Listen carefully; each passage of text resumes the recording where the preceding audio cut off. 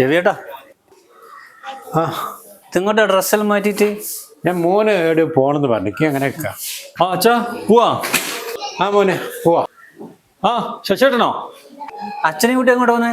ശശിയേട്ടാ, ഞാനും ഭാര്യയും ജോലിക്ക് പോവല്ലേ, അപ്പോൾ അച്ഛൻ ഇവിടെ ഒറ്റക്കല്ലേ, അതുകൊണ്ട് ഞാൻ അച്ഛനെ വൃദ്ധസദനത്തിൽ കൊണ്ടാക്കാന്ന് വെച്ച്.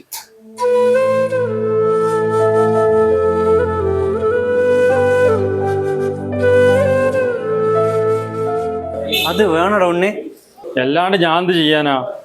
അച്ഛൻ ഇവിടെ വെറുതെ ഇരുന്ന് മുഷിയല്ലേ. നിന്റെ ഇഷ്ടം പോലെ ചെയ്യും രവിയേട്ടാ. ഞാൻ പോട്ടെ, കാണാം. അച്ഛൻ ഡ്രസ്സെല്ലാം എടുക്കട്ടെ.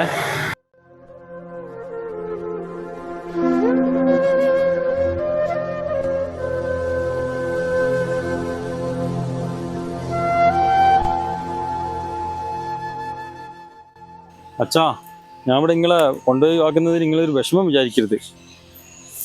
എനിക്കൊരു വിഷമമല്ല മോനെ. മോൻ്റെ വണ്ടിയിൽ എനിക്കൊന്ന് കയറാൻ പറ്റിയില്ല. ഇത്ര കൊല്ലായി മോൻ വണ്ടി എടുത്തിട്ട് ഒന്നും എനിക്ക് കയറാൻ പറ്റില്ല.